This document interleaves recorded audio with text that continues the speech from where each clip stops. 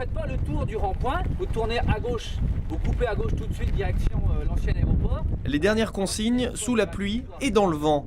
Des conditions très fraîches pour l'un des derniers départs de la saison. Et c'est parti pour un parcours heureusement très roulant.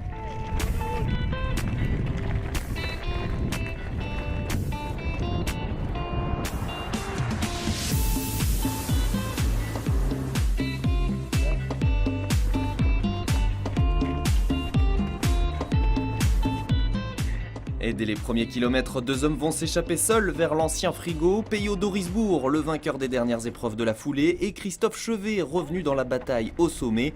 Premier virage et déjà l'écart se creuse avec leurs poursuivants. Thomas Avril, puis plus loin, Sébastien Terre qui s'était imposé ici l'an dernier. Chez les femmes, on attendait encore Anne-Claire d'Olivet qui enchaîne les performances sur le circuit local, mais cette fois-ci, Fanny Da Silva est en pleine forme. La Saint-Pierresse prend les devants et conserve une légère avance.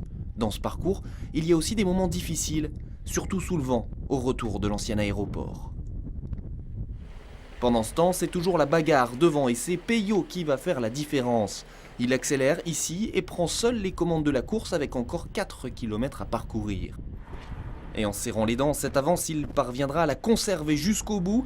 Il s'impose en 56 minutes et 8 secondes, même si tous les deux sont allés chercher dans leur réserve. C'est vrai qu'à deux, on se tire la bourre. Je pense que Christophe et moi, on n'a pas lâché. On a donné tout ce qu'on avait. En tout cas, moi, je ne pouvais pas aller plus vite aujourd'hui.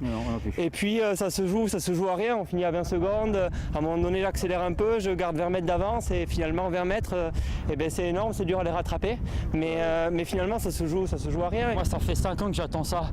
5 ans que j'attends d'avoir un coureur qui puisse être devant moi même.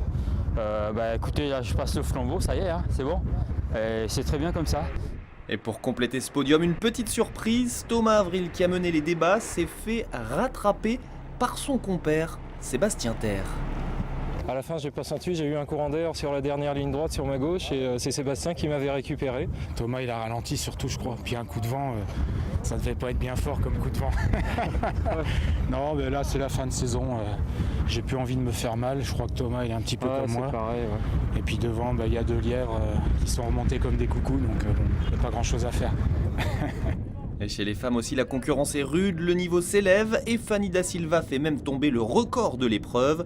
1 heure, 6 minutes, 11 secondes, c'est mieux que Karine Kerrouas il y a 6 ans. Cette fois-ci, Anne-Claire d'Olivet n'a pas pu la rattraper et ce n'est pas le vent qui les a aidés.